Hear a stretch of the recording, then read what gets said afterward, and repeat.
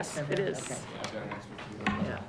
It is. I don't know if anybody over there needs it. Yeah, I think we're going to go ahead and come to order. It's past 6:30, and I'm pretty sure Charlie's coming. I know Mike Kelly is not coming. Not sure who else we're missing. But let's go ahead and get started. The first item of business is to approve the minutes of the last meeting. That would have been does anybody have that meeting date? That would have been November 4th. Okay, so first item of business is to approve the minutes of the November 4th meeting. I would entertain a motion to approve. I'll make a motion, we approve the minutes. Moved by Dee, seconded by Bonnie, or by Carol? By Carol. All in favor? Aye. Opposed? Motion passes. On the agenda for this evening, we have, I think, 3 basic pieces. One is for the committee that's looking at citizen advisory to make their report. The second is to take a look at the incomplete draft report that I sent to all of you and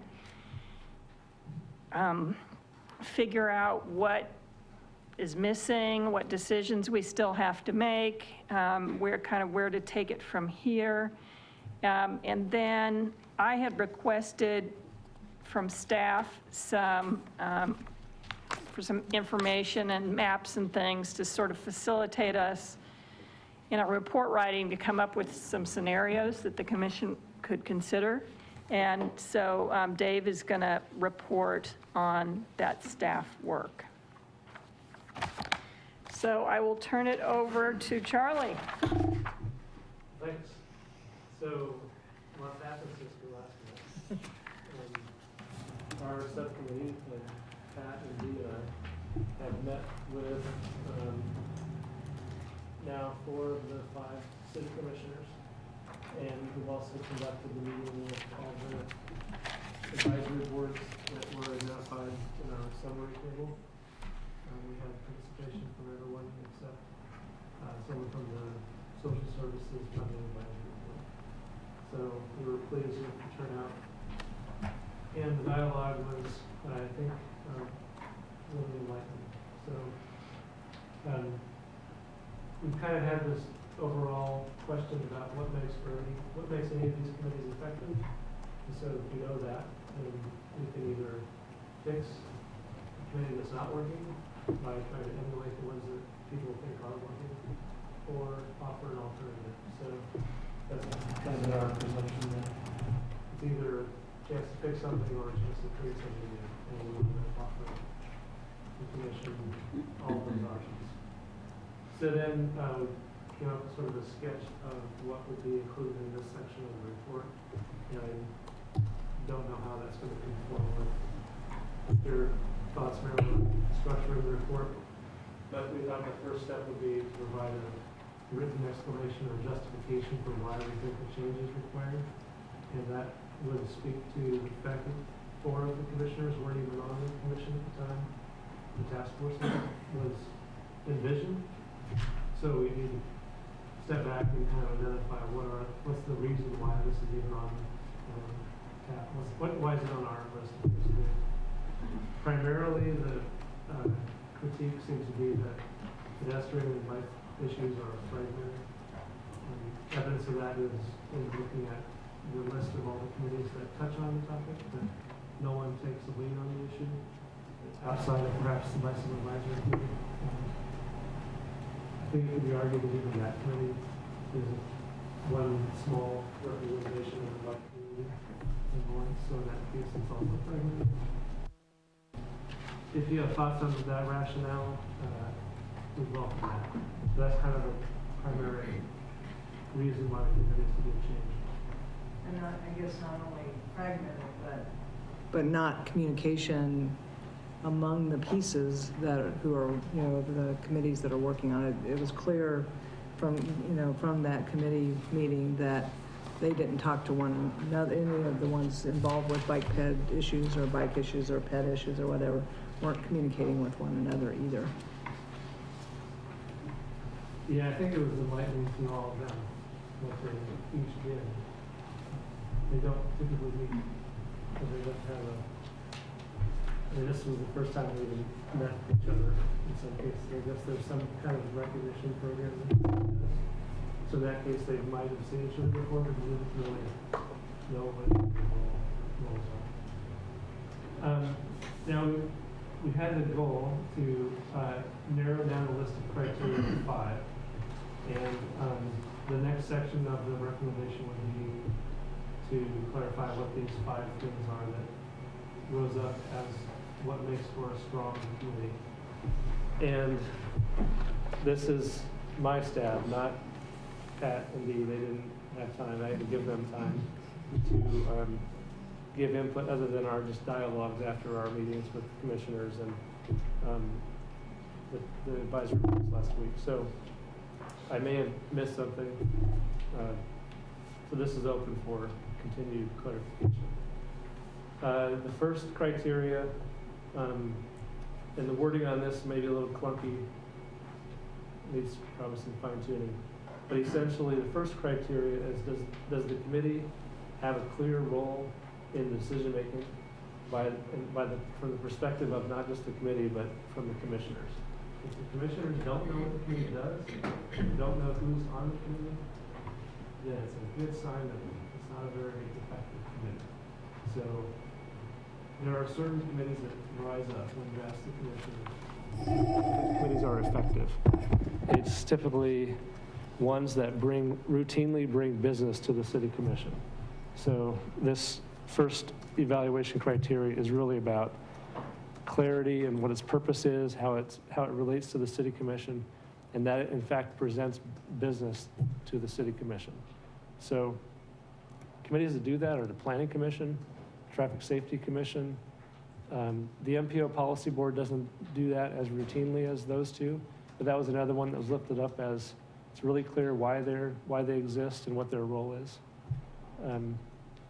So that was one criteria that primarily came up with both the commissioners and with the committee chairs and staff liaisons.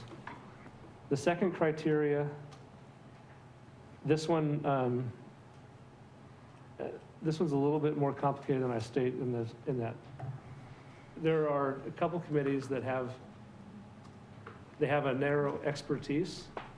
So maybe that's a way to distinguish. They have a narrow expertise, but they don't think of their work as advancing a narrow interest. The Traffic Safety Committee is one that has this, they invest their time into developing their understanding of traffic issues, but ultimately they're driven by this sense that they're advancing the public good. And so that's different from the Bicycle Advisory Committee, who, in this, I know Aaron, you're on the committee, so this was Lisa's kind of take on it, is they bring the expertise of the bicycling community to the decision making. But they're really not thinking about the broader public interest. It's kind of a advocacy committee. Traffic safety doesn't see itself that way, so that's sort of a difference. The Historic Resources Commission, by design, they have to have certain experts on their commission. That was another one that was given high regard because they have business that's required to go before them before it goes to the city commission. So I think the takeaway I got was a committee that has a broader kind of public interest is probably a stronger committee, one that the public sees as more valuable. The next one, having both a purpose where you're providing a place or a forum for the public to bring issues, but also having the purpose of identifying and bringing up the issues that you know are going on in the community. So essentially being proactive and reactive, or responsive, I'm going to use that word. the best example of this, where it was clear, very clear, this was their sense of who they are, is the Cultural Arts Commission. They've made it really explicit that they are a recommending body, but they're also an initiating body. So they have a plan that they are actively trying to impose, or implement, I guess is a better word. Final Fridays was one of their projects. It's been in existence now for 7 years. That was one of the examples of how they initiated that activity. They also can do some grant making. They initiate efforts to seek out art that they want to see commissioned in the community. They also are the ones that actively recruit and try to diversify their commission. No one else does that. So they just generally seem to have this very forward-leaning perspective where they're trying to cultivate art in the community, and they see their commission as sort of a steward of that issue. So that's one where, in a sense, they're bringing forward their expertise, but it's also this broad kind of approach that's trying to advance art in the whole community. And I think it's more of a vision, I think, that it's framed around a vision and then a plan to implement that vision. Yeah. So that's the proactive piece of it, Right. in addition to the reactive. We heard that from both the advisory committees as well as the commissioners in terms of that, interest in proactive, a balance of proactive and reactive. The next criteria that rose up is this issue of coordination, finding the connections between plans that need to be considered when projects are put before the commission, but also coordination by staff that happens sort of behind the scenes. So a few of the committees, when we talked about the coordination issue, their staff liaisons would suddenly chime into the conversation and talk about the coordination that they do in between, the committee meetings. They would do things. So it wasn't always like the committee itself doing it, but it seemed like some of the high functioning committees had a lot of that staff liaison stuff happening because of the nature of their work. Like Historic Resources Commission and the Planning Commission are maybe the only two where the committees themselves had discussion together. Otherwise, it was all kind of staff driven. This one also came up by the commissioners quite a bit, the need to ensure that staff don't operate in silos. And so it was probably more apparent by the commissioner discussions than it was by the advisory committee discussions, that it's really important for staff to coordinate all these things. So, and then the last one I threw in here was providing input on the budget, and that's both the annual operating budget and also the multi-year capital improvement plan. And the input is about creating a clear list of what the committee thinks ought to be done.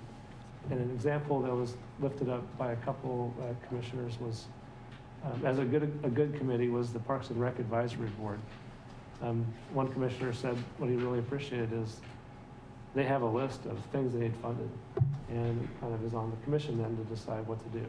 So just the fact that they're maintaining a list, they have price tags on all the things on their list, they thought that was really useful. The Lawrence Arts Commission, or Cultural Arts Commission, has a requirement that by March 1st, the CIP is sent to them by the city manager's office. And they have a screening where they identify projects that qualify for the Percent for Art program, which apparently allocates 2% of the funding towards public art to be incorporated into the project. I don't know exactly which projects qualify, but it's procedurally done. March 1st, they get the CIP to give input on it for the annual budget process. So I thought, we talked about the need to, one successful thing would be if there's increasing recognition of funding towards bike pedestrian infrastructure. And the funding wasn't really the commissioners weren't really lifting that up as, a good committee gets more funding, because they really saw that as kind of their space. but they did like the idea that a committee is presenting what the highest priorities are, and that that's routine, that it's not coming across as an ad hoc effort, it's just part of the annual process, so. I think, I see that one kind of relating back to that first one a little bit. I mean, there's a little bit of overlap, I think, in those concepts in terms of the workflow piece of it. And so that an effective committee is part of that workflow before, and with projects at the very early stage. And so that it's not something that's a review kind of after the fact, but at a very early part of the process. That workflow idea gets, I mean, I think the budget is one example of that, but it can be more extensive. Like, certain things can't go to the city commission unless they first go through Historic Resources Commission or Traffic Safety Commission or Planning Commission. And so the Cultural Arts Commission did kind of caution against creating too many requirements that have to come before this new, or whatever the proposal is, come through this committee, because that could disrupt, normal operations, maybe in a way that's not hoped for. So I think they were just saying be careful about what elements of workflow become part of the work of this committee. That's something to consider. I don't know exactly what things should become routine part of their work, but I would imagine if it's only once a year during the budget, that's probably not sufficient. It is probably that it's more routine than that. So then we batted around some ideas and kept coming back to the same three. The three ideas are reforming the Bicycle Advisory Committee, reforming the Traffic Safety Commission, and then consolidating those two into a new Comprehensive Transportation Commission. And our suggestion is that we do the consolidation rather than reform. But we want to provide the commission with, like, if the goal was just to reform the BAC and the Traffic Safety Commission, here's what we would suggest. And if you're open to larger change, then consolidation would be our recommendation. And so then the considerations around consolidation would be that they would be freshly appointed members. It wouldn't just be the collapse of the two existing committees, but everyone would have to apply, and it would be open to whoever would apply. One of the commissioners stressed the need for term limits. So, maybe creating it so that certain people have so many years in their first time around. And I know when you start a new committee like that, usually you have to give some people 3-year terms and 1 year, 2 year, until it starts to routinely keep working. Another thing was around the investment in the committee member expertise. The training and development that's given to planning commissioners was highly valuable. They get briefed on the various plans that the city has so that they are able to make informed decisions about land use planning. And so they have mid-month meetings. So recognizing that not everyone that's brought into the commission is going to understand the complexities of transportation planning or trails planning and all that. So this seemed like an important consideration for a new committee. The workflow item, which we just discussed. And then it came up a little bit about how much work would this new commission be able to do. And the mayor suggested 8 hours a month is kind of a rough idea of what they should be able to commit to. He admitted it's hard to recruit people to be on the planning commission because it takes a lot of time. But he suggested 8 hours. I don't really know if the Bicycle Advisory Committee puts in 8 hours a month or if Traffic Safety does. He seemed to suggest that he didn't think they did. So, but if we were to go with a new commission, about 8 hours a month should be enough. And then other things that came up that we weren't really sure how to put this in there, but no matter what advisory committee is reformed or created, there's a recognition that the coordination between staff is really critical. And so one suggestion might be to identify someone whose responsibility it is to coordinate that. That could be a current staff, it could be a new staff. So that, I know as a task force, we haven't really figured that out yet, but at least identifying who's in charge of these issues. One option might be to create a technical advisory committee similar to the MPO. That technical advisory committee is made up of staff. It's a multi-agency committee. The health department is on there, for example. Federal Highway Administration is on there. KDOT is on there. BAC has a member. It's I'm not sure if school district does, but I know Mike Kelly has talked about the need to coordinate with the school district. So that's one possibility. And then the other consideration, Sheila Stogsdale talked about all the different partners that are involved in reviewing planning projects, like site plans. And it's a weekly meeting on Friday that involves routine review by planning staff that lead their work, and then public works, utilities, and there's another one that is always involved. I went to Parks and Rec. I went to the lunch and learn there was a lunch and learn on this process on Friday, so I went to that to try to see what I could learn. It seems like a really thorough review by everyone involved. Perhaps using that same process or something similar for street projects or trail projects could be useful. I don't know if planning would consider that, but it might, and I'm not sure how it's currently done. So maybe it's just a matter of tweaking what's already done or adding it into the Friday meetings when there is a street project. One thing that the mayor threw out, and I don't know if he was saying he'd like to see this or just threw it out as an idea for us to think about. If there was a committee like this, how would Castle be handled differently?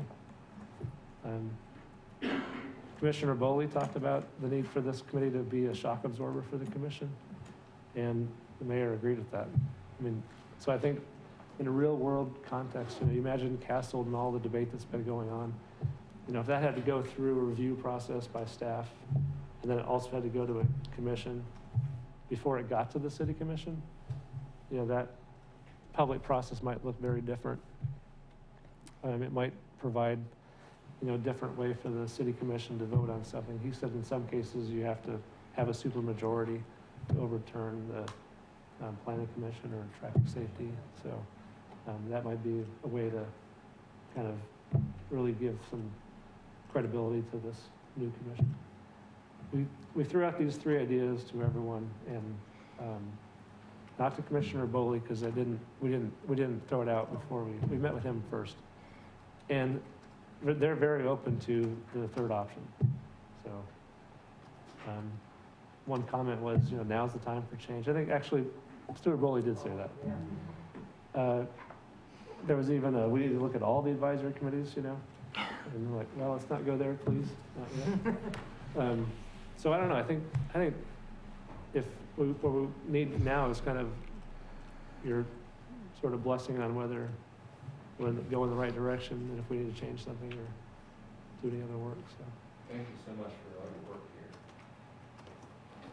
here. I second that. This is very well thought through and very much appreciated. I have a question, and then we'll open it up for other questions. My question is, did you talk to anybody from the Bicycle Advisory Committee or the Traffic Safety Committee about consolidation? And if so, what was their reaction? no. Okay. No, this was pretty fresh off. Yeah, this was kind of after that discussion. I did attend the meeting of the Bicycle Advisory Committee, when this was, October, I think, and, just talking about in generalities at that point, and, there were several individuals on the committee that were concerned about the county piece, and in terms of reforming this and what happens to representation of Eudora and Baldwin and areas outside the city of Lawrence, and seemed to feel very strongly that, you know, that committee represents all of Douglas County and not just the city of Lawrence. I don't know, Erin, do you have that, kind of that? Yeah, I mean, then that was the thing I hadn't really thought about, and it's a county advisory committee, which is kind of nice, but So I did talk to Nancy Fellman, county commissioner, and she didn't have I mean, her reaction wasn't that, oh, we gotta keep it intact. I mean, it was that we could figure something out. There used to be a county traffic advisory committee or a commission, but do you know anything about that, David? I don't. I know some people used to serve on it, but then I looked on the county page to see if that was still in existence, and I'm not seeing that, so maybe that doesn't exist anymore, I don't know. I know on the MPO, I think one of the seats, the voting members rotates between Baldwin, Lecompton, and Eudora every third year. Mhm. So I think they have non-voting members that are still invited to the technical advisory committee meetings for the MPO, but there's one, that voting position rotates every 3 years. But I'm not familiar with a county-wide group. It may have been a while ago. I mean, one of the things that came up in the discussion with the entire group and with Lisa from Bicycle Advisory and kind of explaining kind of her perception of what the Bicycle Advisory Committee does is more in terms of advocacy and education, and Right. so, I see that there are some possibilities in, if that's a need that needs to be filled, and that's certainly something that could be done city and county, but might be handled in some different way than this you might still have the consolidated committee, but look for a home for some of those kinds of issues outside of this, or somehow a liaison to that, but. are there occasions when groups from the different smaller areas really need to coordinate as a whole for the county? Well, the only thing that I don't know how it functions right now. I was on the Bicycle Advisory Committee back when it was still the City of Lawrence Bicycle Advisory Committee, and the conversation came up about merging it.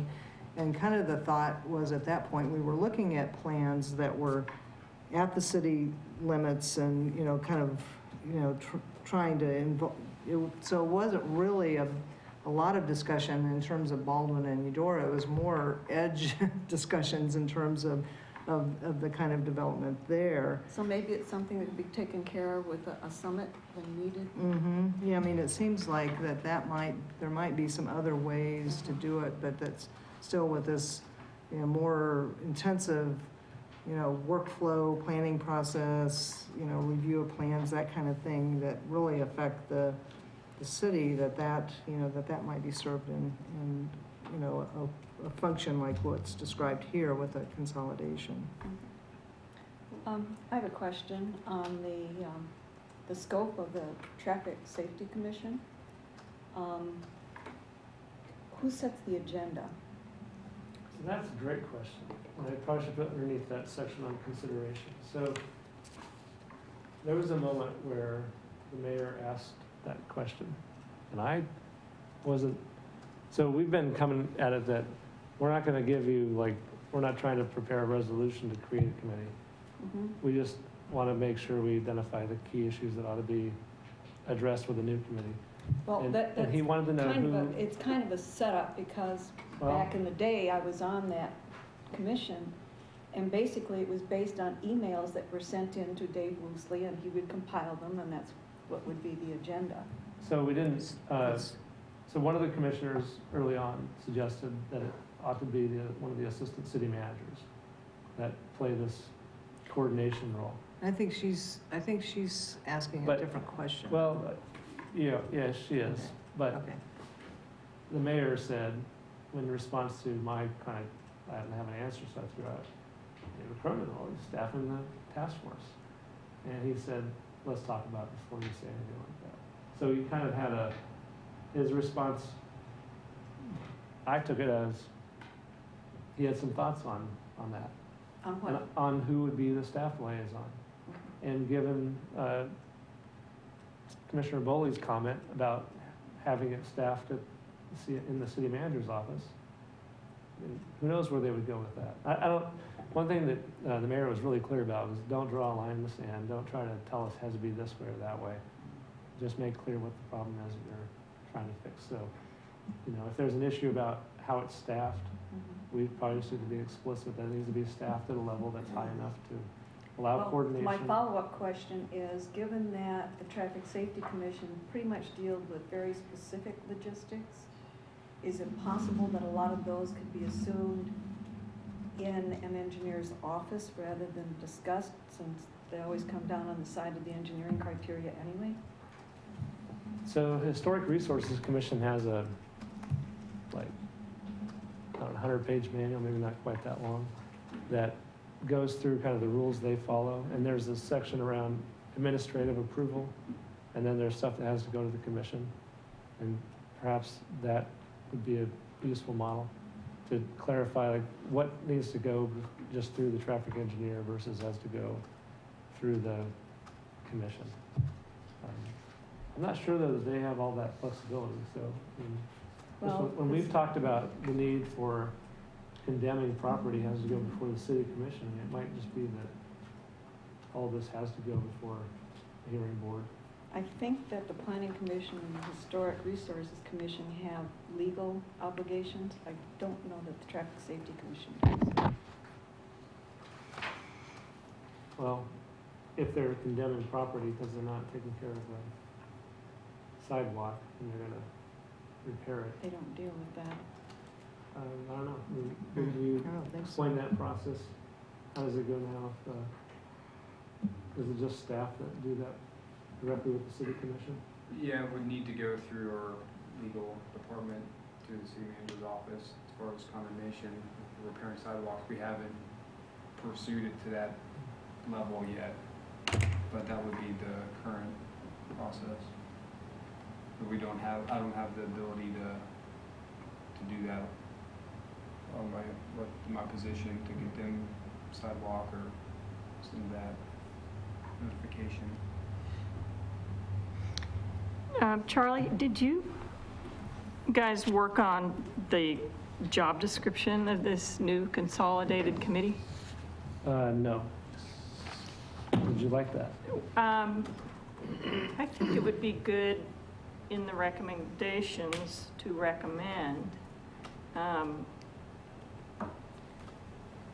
some basic things. You've said identify a lead coordinator and a few things, but I think it would be good to talk a little bit about who should be on there, what their duties would be.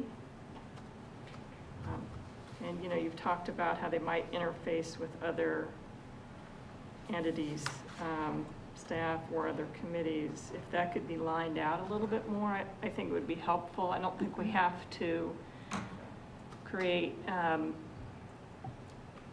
detailed proposal, but enough to suggest that this is worth pursuing further, I guess, and that you've thought through some of these questions. All right. Other questions for Pat, Dee, and Charlie? Bonnie? Have you come across any models or precedent for doing it in this way in any other communities? Early on, we had some look at other communities, and I can't recall if there's one that had a transportation commission. I know there was one, but I can't recall which one it is. Boulder has a transportation commission. Okay. I think there's another one. that Yeah, I I'm think there were, thinking Fort of. Collins, I think, maybe is another one, but. So with that, we've kind of drifted from that initial work. And I don't know how helpful that that is now to illustrate other communities and what they're doing. No, I'm not saying that you should, Okay. but Would it help? if there are places that are out there, it might be worth reading about their experiences.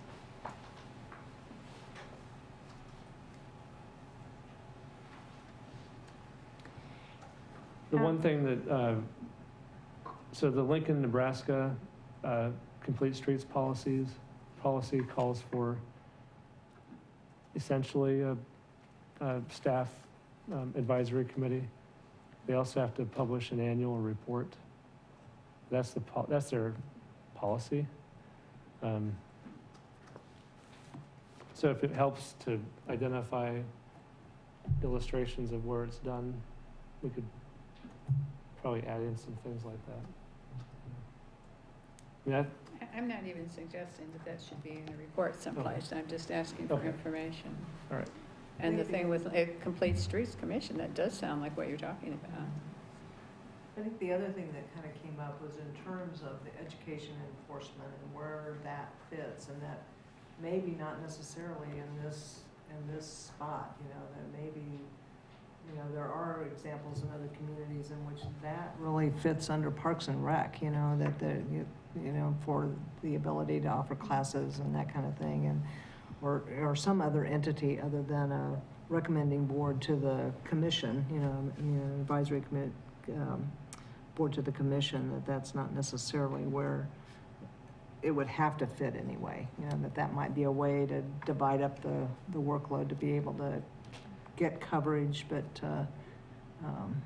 We did talk about committees that are maybe difficult to extract, even though they have certain key things, like Parks and Rec Advisory Board does trails, but it seemed impractical to take trails out of their space. And then Public Transit Advisory Committee is another one of those where conceivably they have a lot of operational kind of work that can't just be pulled out. They also could become a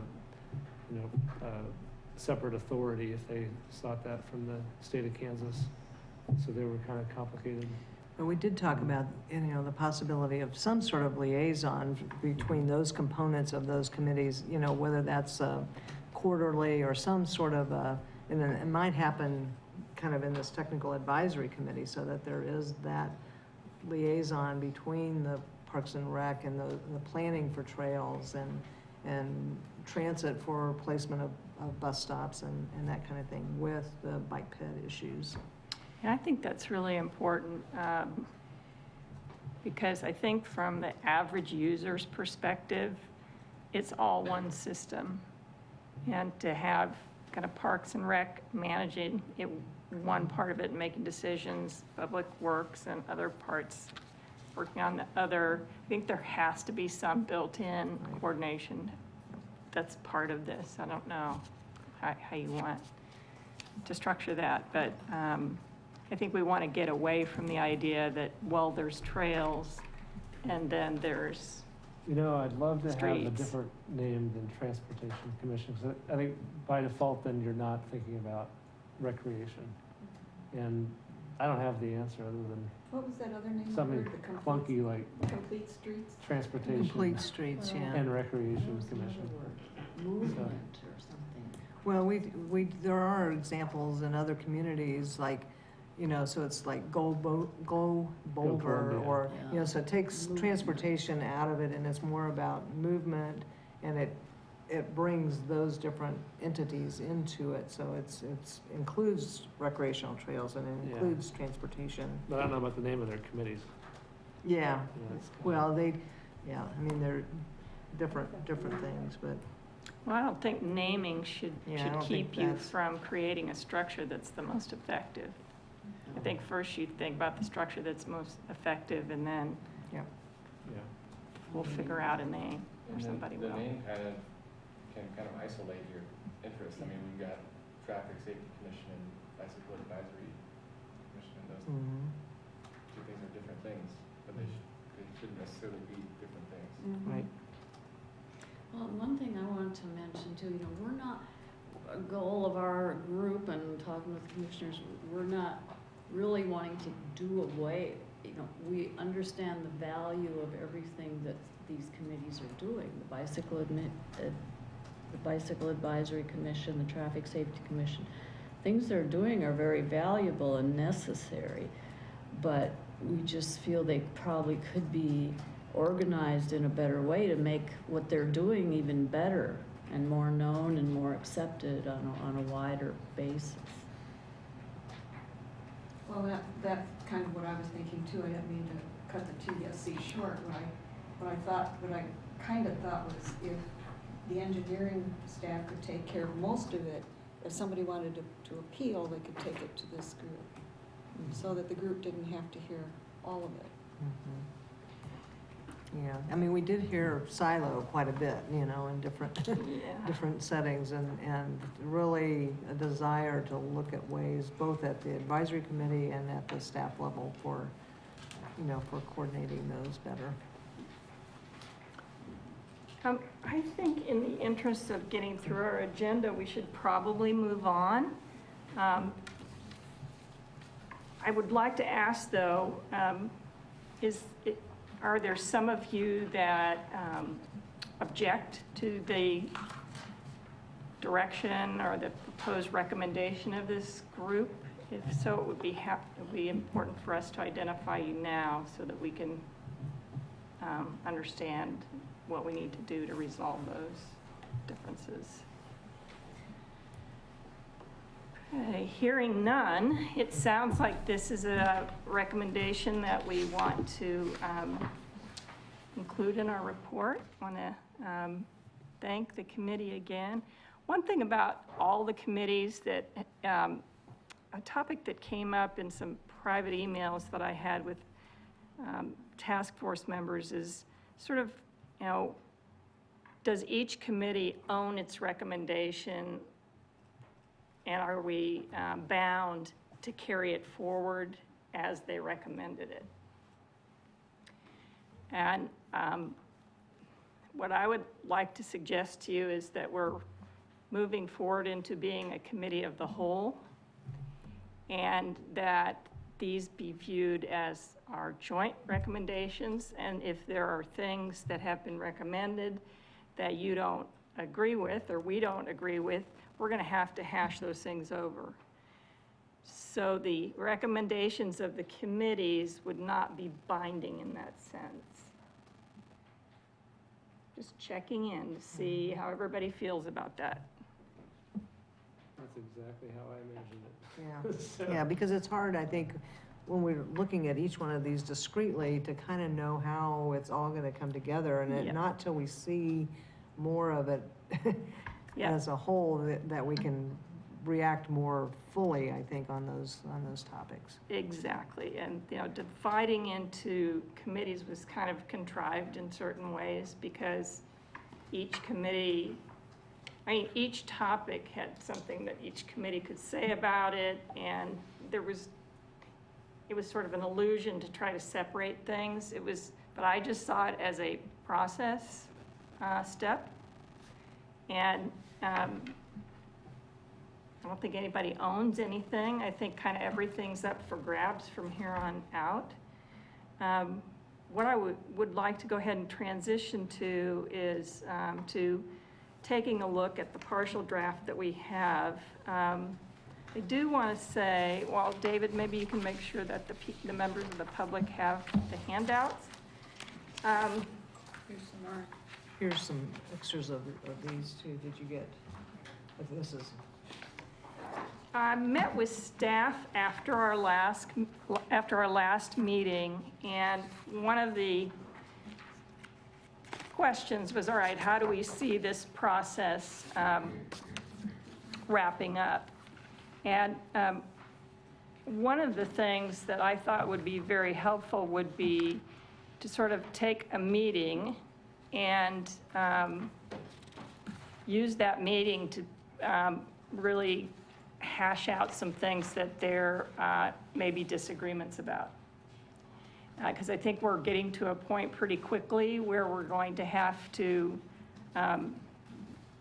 resolve those disagreements either through dialogue, which would be the preferred method, or through voting in some cases, and we may have to go to that kind of in the interest of keeping the process moving.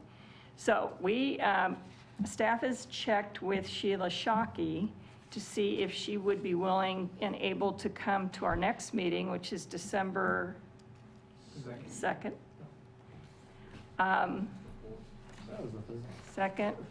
First week of December, the Wednesday of that week. And that meeting would be a pretty systematic review of the draft that we have at that point, which I expect will be somewhat different from what we're looking at tonight, and where we would really be trying to power through and things that I left in there in red and said we need to think more about this, that we would actually have some of those conversations and try to conclude those conversations to come up with something that we can all live with.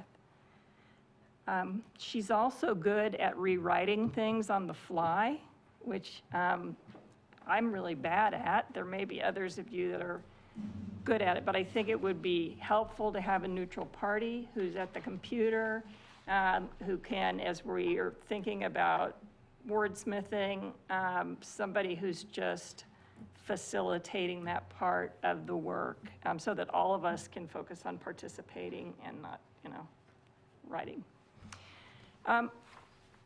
Thoughts on that plan? It's not set in stone. So if anybody thinks we should take another approach, this would be a good time to say so.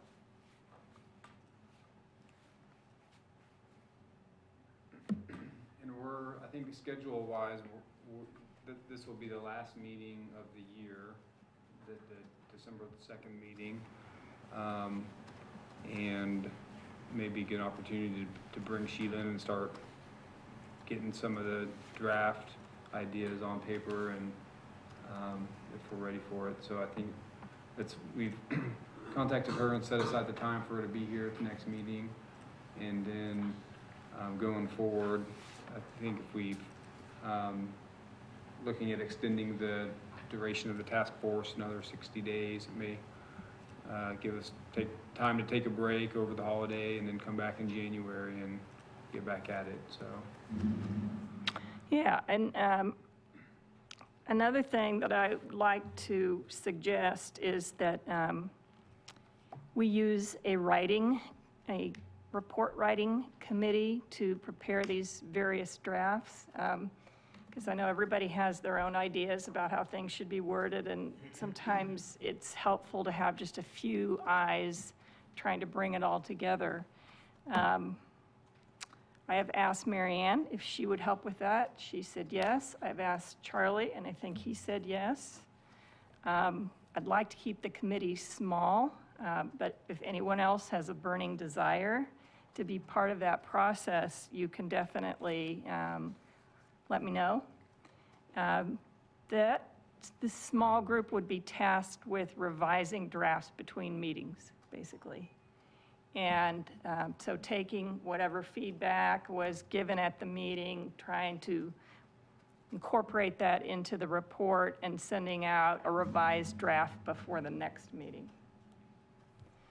I think it's important to involve more than just me in that, for sure.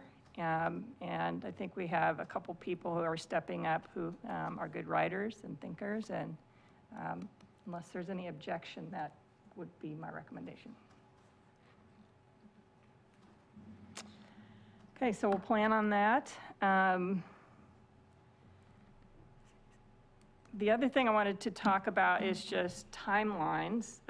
This afternoon, I emailed the city manager and officially asked for a 60-day extension of our deadline, which would give us until March 1st. How I think that will look, practically speaking, is that I think by mid-January, we should have a draft that we're ready to release to the public for public comment. And So I'm thinking sort of last half of January would be a public comment period, which would then give us the month of February to finish up our report.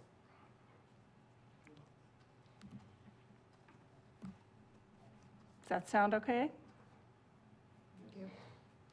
Okay. Well, I appreciate everybody being willing to extend the commitment. This has been a big commitment for all of us, and very pleased and proud to work with people who are committed to seeing it through until it's finished. So that'll be the plan. I'll have to work with the city manager in terms of how this will get presented, whether there will be a study session for commissioners, and when that might be scheduled, and sort of what the next steps are. I do know that all along Chuck has been saying we just need to know by March, right? As they begin to think about the 2017 budget. So I think we'll hit that. And we'll just see how this all plays out. All right. So the draft that I sent to you was my attempt to begin a report. There's a lot of pieces missing, and so members of the public know that this is a partial draft. It's, we're not really considering it, something that will be widely circulated, although it is a public document since it's been prepared by this group. I think by the time we get to the next draft, we'll hopefully have something that'll be a little bit more ready for wider review in the community. Yeah. What's the timeline on the next draft? Well, the next meeting is the first week of December, which actually doesn't give us a lot of time to prepare another draft, especially considering that Thanksgiving is in there. And some of us have travel plans or other commitments. It's December 2nd is the next meeting.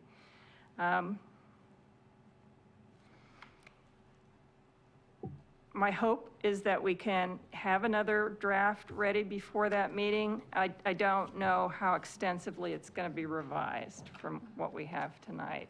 I think what is most likely to happen is after the 2nd, there'll be a more thorough revision, and we can talk about when that might come out. I would probably suggest the 16th of December.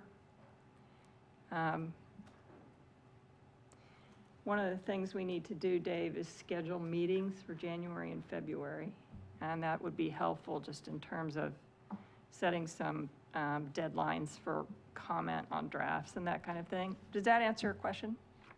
Okay. All right, what I thought would be helpful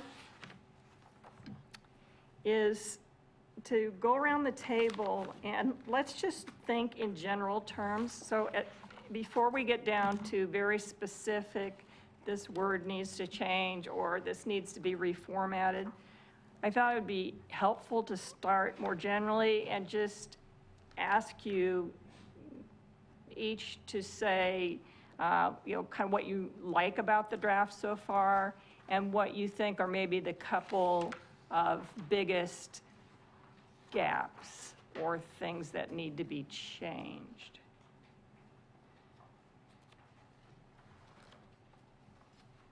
Charlie, you want to take a stab at that? I think I haven't gotten through it all, so I'll confess that.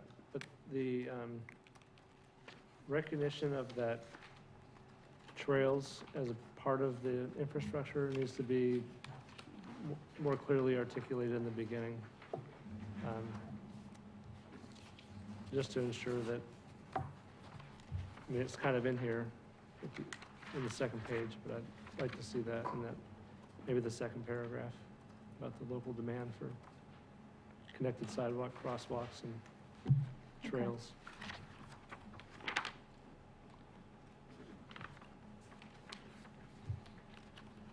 Anything else? I really liked the presentation of the data. I think that was really important for those that don't have familiarity with this, that they can understand why this is even happening. So I think that's well done. I like the beginning with the things that are happening that are kind of acknowledging what's good. That's as far as I got. Okay. Marianne? I have a similar comment to Charlie in that I liked just the storytelling of kind of who we are, why we're here, and facts about, you know, our city and why this is important. It just kind of sets up, you know, the idea that there really is a need to follow through with what we present. I think I liked the good things are happening. I wonder if that includes some of like the specific projects that the city has done, like 9th Street, and the bike lane, or, you know, the bike paths that have been built within the past few years, the shared use paths. And then for the recommendations, I know it's just kind of the beginning layout of it all, but I think it would be important in the recommendations that when you kind of flip through them, the ones that we find is most important kind of really stand out. So not only when we present it to the city commission and say, here are the 3 things we think are most important, but when you look at the document, you see the 3 things that are most important. Okay. Anything else? Nope. Okay, Erin? Yeah, I liked all the information on why we're doing it and the percentages of people who felt, you know, particular way of the data that's there. I also wondered if maybe it might be useful to show, so, you know, that national data that shows how, if you have that infrastructure that's really safe for everyone, how many people might, you know, get on their bikes or walk more. I'd have kind of an interesting thought on that, but I'll come back to that. So just if there's data available kind of suggesting, here's what, if the options are better, you know, what might be possible. So the other, I don't know if you're looking for this yet, but the other thing I noticed that was missing, and I know it's not complete, was we talked about CIP, a CIP plan. And I think that's really critical. And I mean, we chose not to recommend that as a group just because somebody else had mentioned they were, so. Okay, and then also we'd kind of talked about, you know, the gold status or for bike and pedestrian. But we later said, kind of as a visioning statement, not so much necessarily as a recommendation, but that's, I don't know how much that matters. And also, just from sort of what we recommended are the 3 things we kind of settled on as our most important was, you know, we talked about complete unbroken spokes. But I was wondering if we can actually be maybe not as specific, like updating the plan, that being another process, just because, I mean, I guess it doesn't matter if we don't have to identify the spokes, say, from this group, necessarily. Because we just talked about, like, protected facilities, and that was important. So, and the last thing I just wanted to comment on was actually just, I should have probably mentioned it when we talked about the advisory board structure. We were asking how the county will fit in this. If we're going to recommend a bike ped coordinator, seems like that coordinator, could that be something that falls, could be a city-county coordinator? So that wasn't necessarily about this specifically, but it was just a thought on whether that recommendation might be able to fulfill that need, I guess. Okay.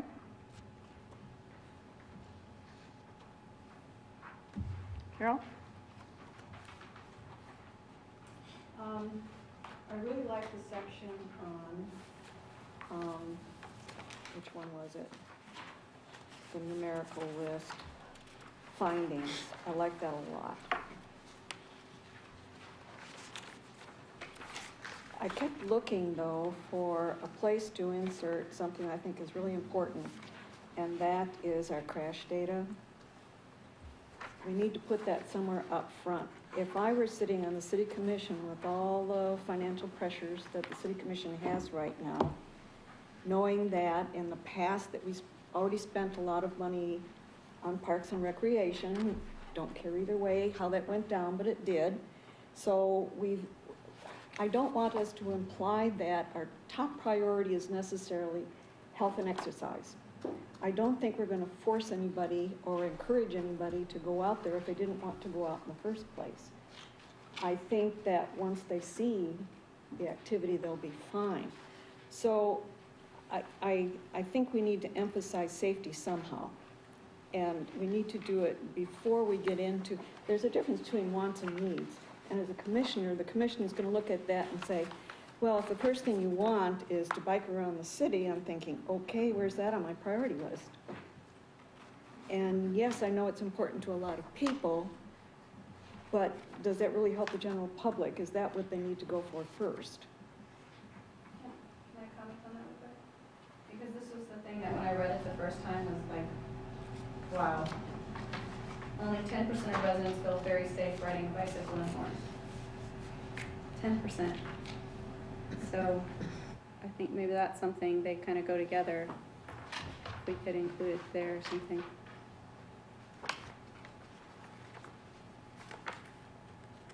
So that gets me through the numerical section. I had a bunch of little things too. The walking and wheeling environment, I really like that. That is just so super. I think we need to emphasize this is a beginning strategy, a practical strategy. And ideally, we'd like to take care of every nook and cranny in the city, but that we know that's not going to happen.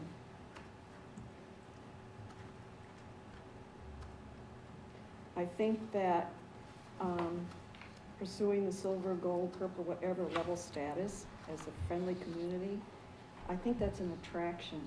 I think if we do all of these things, we are going to be so attractive to seniors and anybody else who wants to come to the community, corporations, all that kind of thing. It's an attraction. It's a benefit that is a part of the conclusion.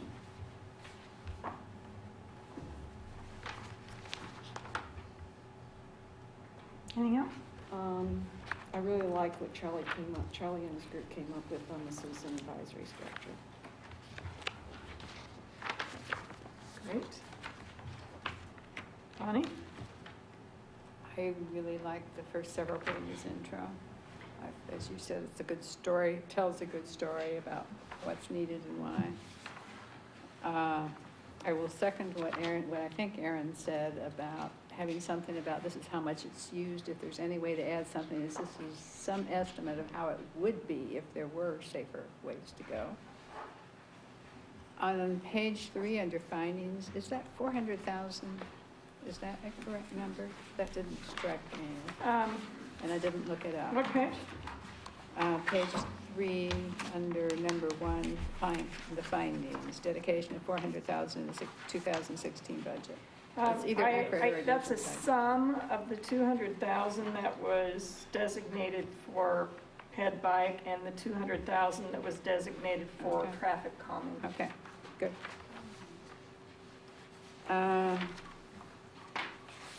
Page 5, recommendations. I don't feel like we've made a decision about some of this. It says implementing a sidewalk maintenance cost share program that helps low and moderate income property owners. That doesn't seem like something we've worked through as a group at all that I know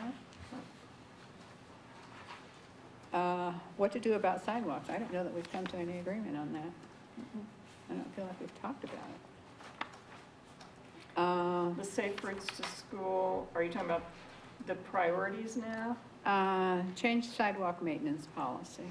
Okay, got that. That's You're right, what- that should all be in red. That hasn't been discussed. I don't know that we've come to any understanding on that. You're right.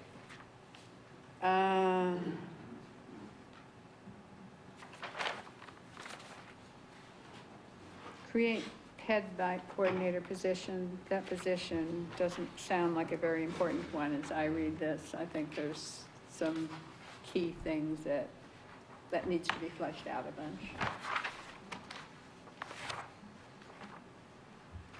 Other than that, I think it's an excellent start.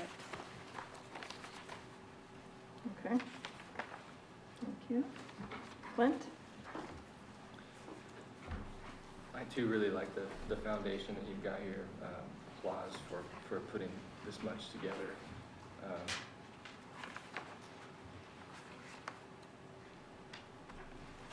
The citizen advisory structure, and thank you again, Charlie, for and the subcommittee for putting all this together.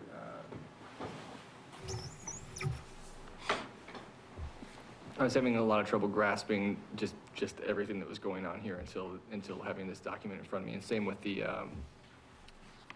draft. And the first thing that really stands out is I know at a previous meeting we talked about a super group, kind of like maybe a group of all of the chairs of different advisory committees.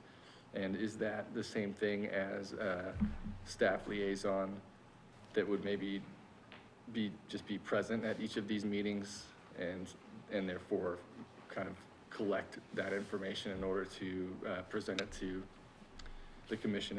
Are those the same things, I guess, is my question. And then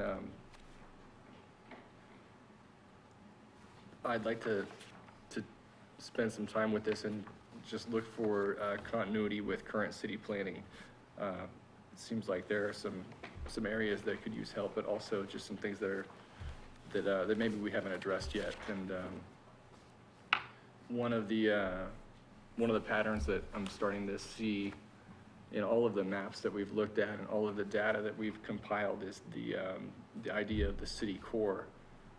And I think that gets presented in Horizon 2020, defined by the north boundary of the Kansas River, the south of 23rd Street, Haskell on the east, and Iowa on the west, though, as the city's starting to, or has already expanded west. I would maybe argue that western boundary needs to be stretched a little bit further. But it seems like the spokes that we're asking for in this connection idea, bikeways and just any kind of traffic, if you will, the city core is going to be a big part of that. And that seems to be where the concentration of accidents are, and the concentration of households, and the concentration of employment and schools. So I think that should definitely be in the language somewhere, or maybe we could talk about it. Okay. Anything else? That's it. Dee? Okay, well, I pretty much agree with everything that anyone has said here, and I guess the only thing I could add that I might be a little different, and it has nothing to do with the content of this report, but maybe the organization of it. I guess maybe I'm a frustrated English teacher or something. And, you know, the outline form you learned in high school, you know, with the Roman numerals, the big main topics, and then the capital letters with kind of subtopics, and then the small letters, and then so it's just a little more cohesive, if you know what I mean. There's more organization to it. That's a huge job. But I like everything that's here, for sure. And then to organize that into maybe a little more organized or logical, or... Did it feel rambling to you? I'm trying to figure out exactly, did you find it disorganized? Well, how did you change it, I guess? Okay, are there like main headings? I guess there are. The things that are in bold capital letters in blue, they're your main headings. The table of contents, help, is that? Yeah, maybe that's kind of what I had in mind. I'm using, you know, in Word, they have these sort of themes, Okay. type style themes. And I'm using one of those, and even Okay. as I was using it, sometimes the difference between some of the headings and subheadings isn't that clear because they're all blue and there's sort of Okay. slightly different Yeah. shades of blue. Like I say, that's just kind So of we a could make that technical thing, clearer. and that can be worked out, I'm sure, but, no, I like it. I like what it says. Pat?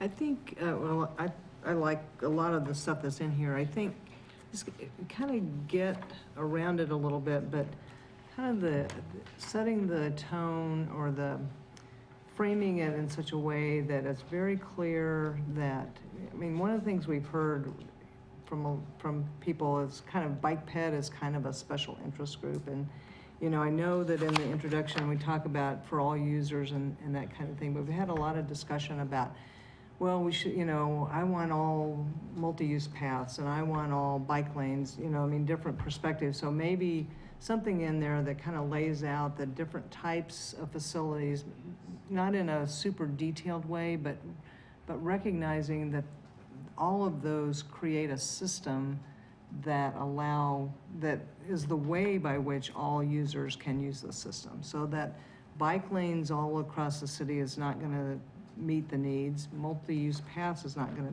meet the needs, you know, sidewalks or whatever, but it's the whole system, and that's what makes it possible for everyone to use it. So kind of that, laying that out a little bit more explicitly, I think, because we've had the chance to hear a lot of it and kind of go back and forth on it, but I don't think there's necessarily an understanding outside, you know, in the general public always that, you know, what the differences are and why, you know, that why can't this one way serve the needs that exist, you know, whether that's a rec trail or whatever. So, you know, laying that out. I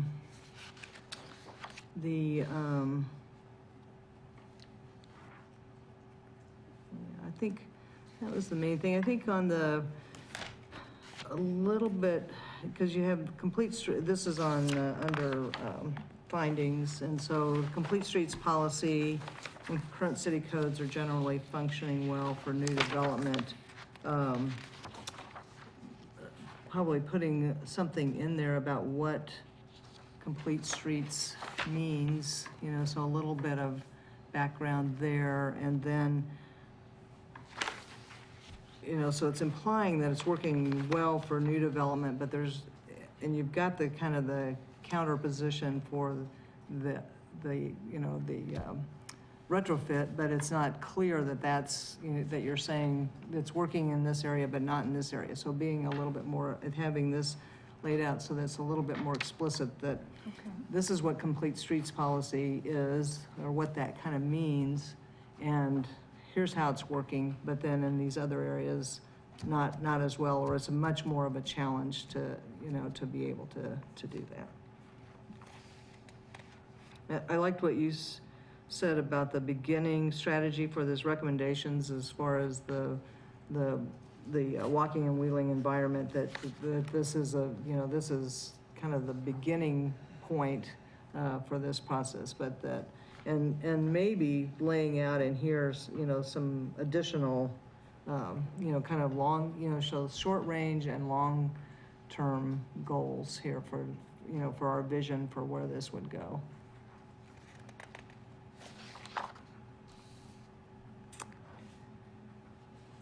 And I agree with the citizen advisory structure piece of it, so.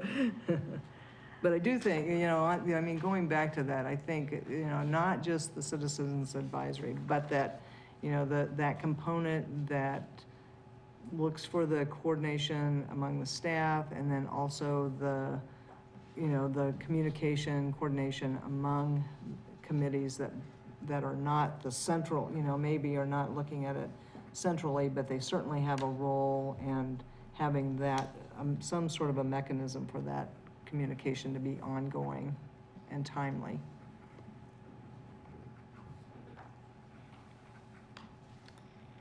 Okay. We have time for any Pardon? Do we have any time for a follow-on discussion, or is that? Well, I was going to ask staff if any of them wanted to chime in.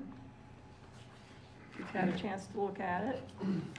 I have, I thought the introduction was great. It gave a good kind of brief but straightforward background to the needs and the overall charge of the task force.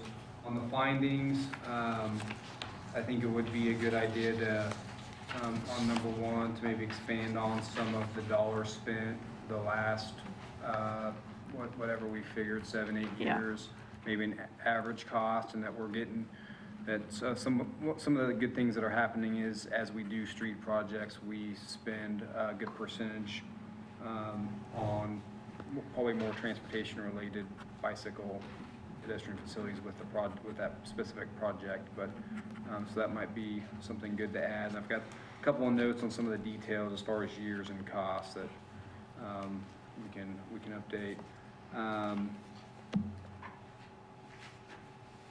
I like it that it said the city has excellent staff members. Then I quit reading. I do think that was a good point to put on here, that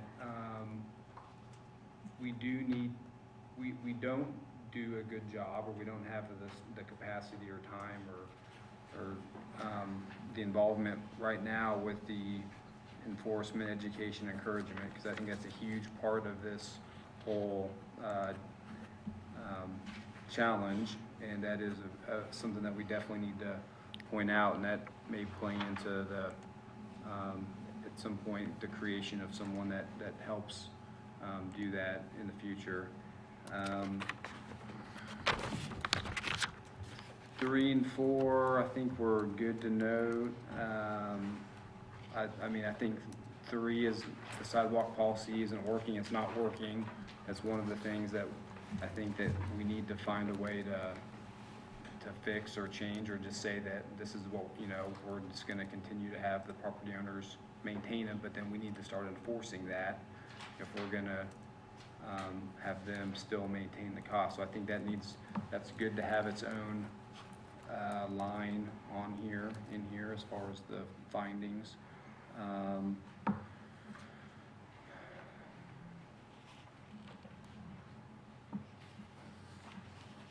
5, 6.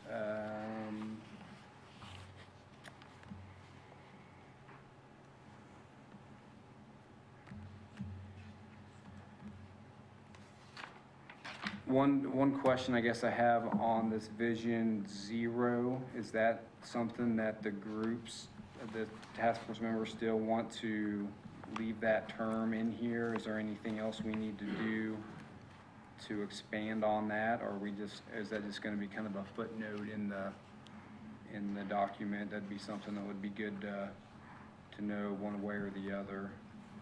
I don't have a issue personally by mentioning it in there that we have that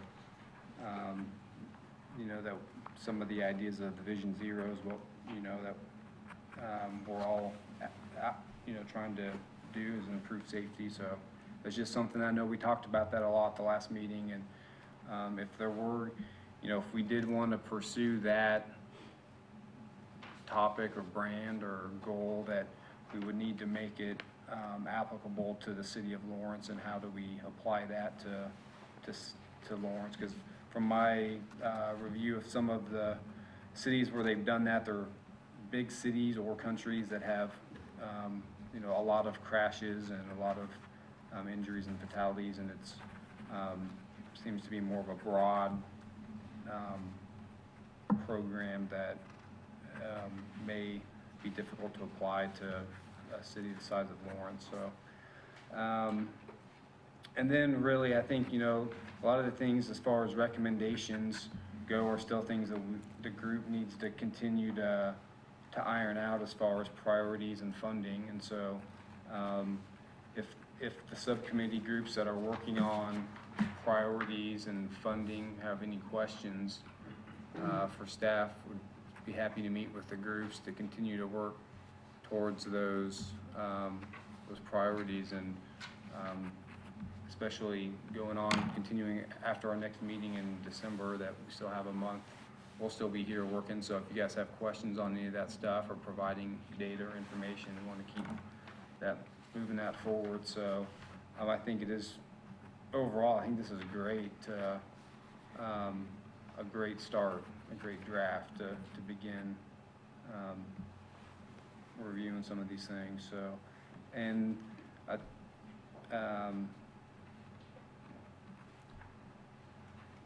I think that on the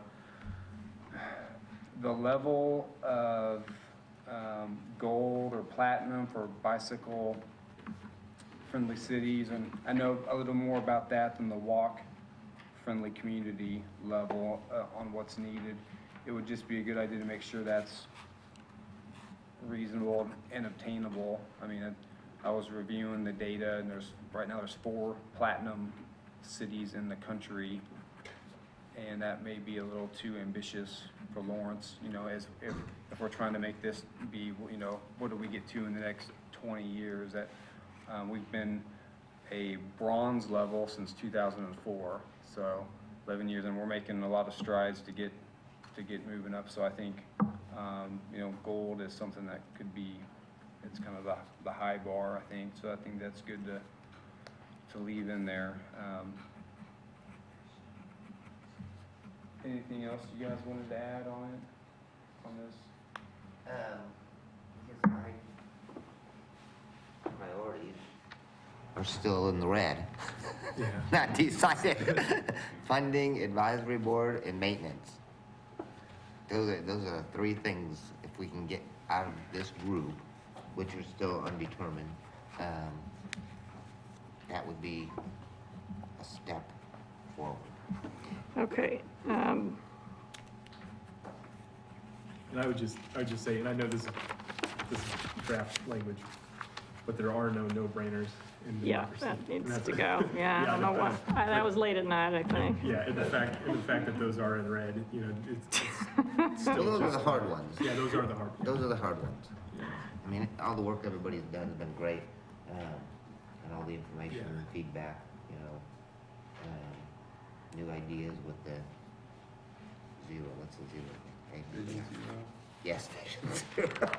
Yeah, what I was trying to do with that is straddle between members of the group who absolutely think it's the one and only most important thing that we should say. Yeah, no, I thought And that was others who are appropriately like put in not there. sure, and I thought if I could sort of take it as this is a concept. Yeah, I do too. I do too. Two. Yeah, Yeah. thank you. The one person who'd probably have the most opinion about that is Mike, and he's not here tonight, so we may hear from him on that. I think it's a really good report. Thank you. Or it's a great first draft. Thank you. I really like it. Before we spend much time on follow-on, Charlie, to answer your question, what I want to capture right now is how are we going, again, what are your thoughts about how we're going to resolve some of these differences or things that are in red? Because if it's a decision, and that's the one thing that's left, it's one thing. But if we don't have enough information to make a decision, then that's another thing. And we need to insert into our next couple meetings some sort of additional presentations to provide that missing information. Did that make sense? So I guess in looking through the things that are in red, other than, you know, some of them I've just kind of said, what else? And you all have provided me with some ideas on that. So I'm not so concerned about that. What I'm concerned about is when we get to page 5.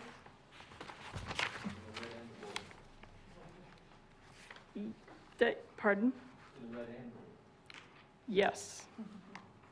The walking and wheeling environment, safe routes to school, it is something, I mean, I sort of went forward with the priorities committee recommendation about that. And then also seemed to me that we'd had some conversation about connecting people within their neighborhood to activity centers. Maybe I shouldn't have put that in blue and black, maybe that's a red too. I think there was, I mean, when you brought that out last time, I thought that was well received as a way to Yeah. broaden it from only schools being the destination. And some of what I was doing was threading in some comments that individuals had made by email as well. So one of the big ones is change the sidewalk maintenance policy.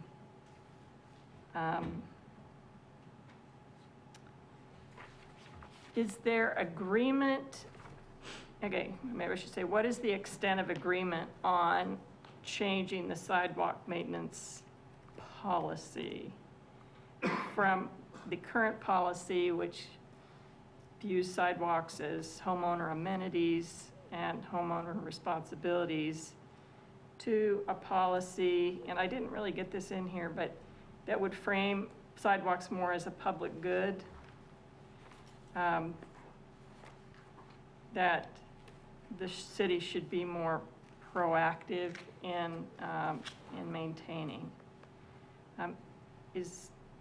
Where are we on that? I don't know where I am, maybe we just need an overall question, a show of hands. Maybe we are in agreement, maybe we aren't. All right, well, that's a good idea. Maybe we should just say, at this point, just kind of conceptually, keeping in mind that we could change wording and stuff.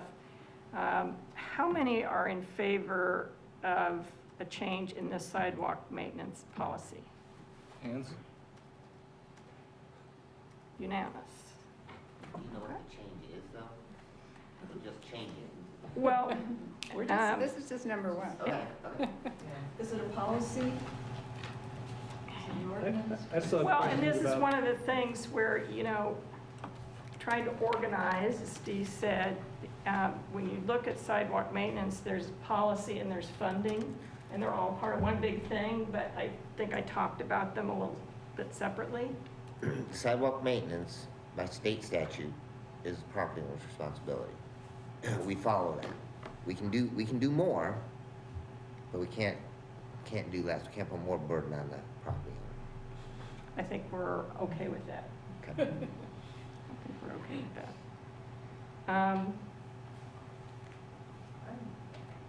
All right, I think if it's unanimous, then I'm going to hope that the writing committee, with notes from you, can massage that to some extent. I'd like to go ahead and move on and see. Can I just add one thing? I didn't see the sidewalk gap in this section. And there was that part of, after I presented on the Ann Arbor model, there was some comment about having something like that, but that would also cover installation of sidewalks where there are gaps. And I don't know if this is the right spot for it, but Okay. it seemed like we need to probably decide on that. And I would assume that also includes the ADA ramp piece. What is that? Can you repeat that? So Ann Arbor, theirs was a 5-year program to put in the ADA ramps where they were required by the consent decree, but also then to repair the facilities that were in disrepair at that spot in time in 2011 when they inspected all the sidewalks. They did not address any gaps. Oh, okay, yeah. So Just the maintenance. I forgot who it was, someone sitting on that side of the room said they like it, but it should also include how much it would take to build sidewalks where there are none on either side of the street. And I think that's a complicated question, so we never really answered it. Are we suggesting that we put in sidewalks where none exist? Or are we just trying to repair what's out there, or are we trying to take on forever sidewalk repair, which is different. They only did 5 years, so it didn't resolve what happens 20 years from now. Which gets to the question about public good. If it's a public good, then let's settle it. And If it's a public good, if then it's a what? public good, then it needs to be settled. Like, it isn't just a 5-year public good. It is or it isn't. Or are we offering, like, some medium step, Yeah. you know. And does, in this, changing the sidewalk maintenance policy, where does the issue about complaint-driven come in to play? You know, because now it's like, if there are 2 complaints, then it's, then it gets filled in, but it's still piecemeal, so I don't know how that's kind of addressed in here. I mean, you looking at connecting people to neighborhood activity centers, if there's priority locations where we're connecting them, then maybe it gets at it that way, but it seems like we're not very explicit here in Yes. terms of that where that happens. Yes, well, I'll tell you what I was thinking of, and I could be alone in this. I was thinking of the priorities that we had listed. So for example, safe routes to school, the gaps in those already established networks would be the top priority to address. Connect people to neighborhood activity centers. I don't know if those have been established to the extent that safe routes to school are, but I think they could be established. So yeah, part of when I was going through this, I was asking myself, all right, is this a global change in the sidewalk maintenance policy that we're gonna make all at once? Or are we gonna prefer certain sidewalks to be handled in this new way? I think all that needs some more work. Because, I think early on, we talked about, looking at, whether we would recommend, sidewalks on one side of all streets and other classifications on both sides. So it seems to me, whatever that looks like, and this kind of ties back into what we talked about, kind of immediate, medium term, and long term. And so it seems like if we address these immediate recommendations, but then, the rest of that section is long-term, and then these are the next priorities after these 2. And I don't know about the connecting people to neighborhood activity centers. That needs to be defined, I think, and I don't know if it already is, or if it's not, then we need to have that section be more explicit. Part of what I was anticipating here is when you get to the funding piece, and, Jessica or somebody on staff ran some scenarios, and, to get everything done everything, Right. I mean, we'd have Yeah, to no. That's why. have a tax increase that would be totally unpalatable. Right. So I'm thinking about, in the immediate recommendations, how do we bite off a chunk of this and have a corresponding funding source? But I do think that the map forward I feel like is an important part of this task force, without necessarily having the requirement that we identify the funding right now, but that this is really, this is our long-term vision for the community, that we would, this is what that would look like. What, I think, given the resolution calls on us to look at the school-aged children and people with disabilities, perhaps that, trying to narrow it might be like going back to that and saying, to address these 2 populations, we need to figure out the ADA ramp problem. And then the safe routes, I mean, there aren't a lot of sidewalks that don't exist on that network, so it shouldn't take a lot to fill in those gaps. I think the ADA ramps are a bigger deal. Yeah. A few $1 million, isn't it? And I think you all received an email from me today that just was some feedback from a disabilities advocate about where we would start on the ramps, because I don't know, there's a lot of ramps. Let's be, instead of kind of going into detail on each one of these, let's just try to get through this rather quickly so I get a sense of which things need the most work. And then I want to save a little bit of time for Dave to at least tell a little bit about the data that staff have prepared. So this maybe should have been in red: pursue silver or gold level status as a walk-friendly community. Given that we need to explain better what that is and what it would really look like, is that how many of you would support a recommendation along those lines? Okay, it seems almost unanimous. So, My question on that would be, I think there's several different groups that have ratings for walk-friendly communities, and it would, some of them we would need to look into further which one we're looking at. okay. I only know of one walk-friendly. And just one in bike-friendly. So there's one for each one of those, I think, but, Okay, I was thinking there were several options, you could be right. yeah, I think it's just that, Okay. Well, there is another, I forget what it's called, but there is one I think that is not a, it's more livability or something. I don't know if that's what you're thinking about. Maybe just wording, adding more to this so that we know which. Yes. So yeah, I think sponsor- Well, we're gonna the explain criteria. who organizes or arbitrates this and how the system works. Okay, I'm sorry, was that for bike friendly and walk friendly? well, we're on walk friendly right now. There will be one on the bike friendly. So consider these funding options. The two things that I thought had been discussed were a property tax or a dedicated percentage of the infrastructure sales tax. Were there others that we discussed that we concluded were viable? CFPs. Well, the CIP Dedicating current funding, is that? is Yeah. funded by the property tax and infrastructure sales tax. The CIP is it's a planning document, right?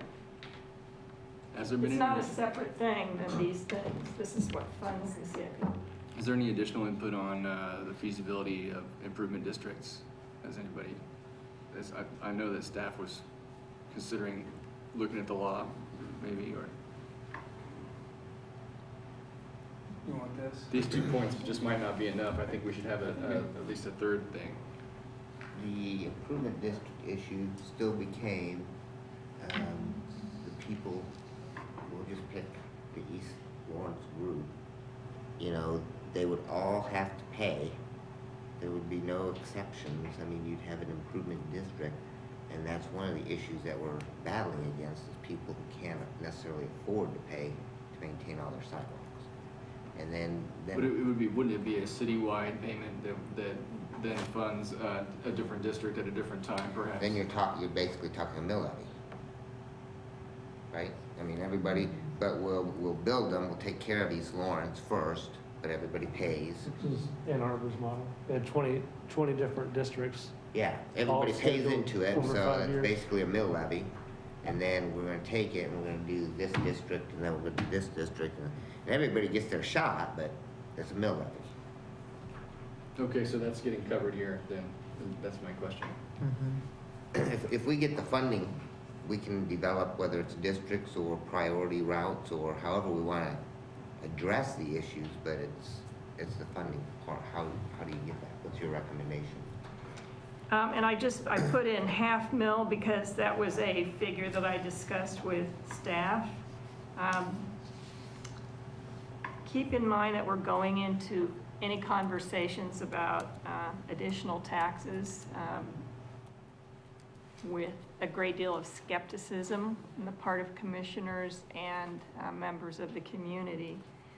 So I think if we even want to put forward a recommendation along these lines, it needs to be reasonable, very reasonable. If it includes something about, and this would be the average cost per year per household, I think when we've heard some of those numbers, that's like, oh, that's nothing. When you think of tax, oh, big deal, That's a no one good wants idea. more tax, but if it's, well, it's $26 a year, we pick a number. with that. Then it doesn't seem, it seems much more manageable. Great. What were you gonna say? Pat? I think it would also be helpful to know, like, if you do a half mil increase, how much would that be? So that we can consider how much work could get done within 5 years. And the same thing for the percentage, like what percentage would be required to do a certain amount of work? Yeah, and that's what staff started on, Okay. was to pull some of those numbers. And I think the other thing, kind of from what we heard from the commissioners in this, they like the, you know, the list of projects from Parks and Rec. And so maybe part of this recommendation, if we come, you know, if we look at the list of needs under our priorities, under the walking and wheeling environment, and then an example of the kinds of things that could be accomplished with that, you know, how much of this problem that we've identified would this solve over 5 years or something along those lines? Yeah, we could do a table that would have year 1, year 2, year 3, year 4, year 5, and have like key projects or something like that. So many ramps, so many, you know, Okay. certain percentage of the Safe Routes to School network or something like And that. that's essentially how the CIP works, Mhm. right? It takes and divides on an annual basis, this is what you're gonna do in each year to complete a certain body of work. The dedicated percentage of the infrastructure sales tax, I don't know that we had talked about that. We talked about the infrastructure sales tax. What I was thinking in there is like a carve out where we would even go out to the public for the renewal of the infrastructure sales tax with saying X% of this is gonna be spent on pedestrian and bicycle projects. Is that legal? Yeah, and that's where your list would come in. You'd say we'd get all the safe routes to schools, here's the map, all the, you know, whatever the list is. Right. Yeah, we'd have that listed out. And when considering the funding sources, the infrastructure sales tax goes through March of 2019. And so if making improvements based just off that, that being a new funding source, that would be 3 years out. So from when we finish this up here in the spring. But that does give time to get community support for it and maybe more detail on a plan to fund specific type projects in the meantime. But the mill levy increase is more of a, this could be done starting in 2017 type funding option. So that's, you know, if you're looking at a little of each or all or nothing, those are things you need to consider. Is it possible for us to propose that in the current infrastructure sales tax, we would ask the commissioners to consider like a certain set aside? That's possible. We've, I think, set aside the $200,000 for bike ped improvements for the next 3 years. And based off of what we projected as a cash reserve at the end, sales tax has been a little stronger than projected, so that's always could be adjusted. You know, a lot of the projects that we still need to complete the next 3 years, looking at 19th Street, Wakarusa, Castle, and all have, I think the counter argument for allocating more funds from infrastructure sales tax funds would be that we're going to be spending a lot of money on those projects for bike ped facilities, and especially when we look at a project like Castle and the opportunity where we have an option to save $1 million on that project that could go towards anything else under the umbrella of the sales tax that to be allocated for bike ped improvements or any other things that we have. It's been we have equipment reserve fund that comes out of there, and other smaller things. So that right there, those type of projects that we have here in the next 3 years, you could still make the request to do that, but I think it would be difficult to get a sizable dollar amount out of the next 3 years unless we do underrun the project costs from what we've kind of estimated those projects to come in at. So it's still out there to get a few more dollars, but not a significant amount. So it might be good to focus on making what's already slated to happen the best it can be for pedestrians and bicyclists. So if you're working on 19th, you're working on Castle, you're working on Wakarusa, did you say? And I guess I would just caution, I have to caution the commission on this too. We've made a commitment to the voters to complete certain projects. We have extra money, you know, we can do anything we want, well, within, you know, what the language says. But we've got to get those projects done. And if they come in higher, we still got to get them done. Otherwise, we have no chance of getting another one approved. Jeff, when you refer to a project, are you referring to a complete street project or road project or what? A street project, a project that was identified. I mean, there were Yeah. specific projects like Burrow Creek Rail Trail, Maple Street Pump Station, Wakarusa. And Castle they're all Road. complete streets anymore. I mean, we don't So say, you would we don't say- say just a road project between the curb and gutter. It's always a complete street when we Okay. look at it. Yeah, it's just following through on the specific projects that were put out there when it was approved. And there's a sales tax audit committee that reviews the expenditures, that we're making sure we're spending the funds on those projects, so. Okay, that's good to know. So that 200,000 that's in there for 3 years, is that counting the sales tax, or is that, so you're confident it's gonna be above? That's our new revenue projection, is based on sales tax from our new finance director, so we hope he's right. All right, let's keep moving. The bike riding environment.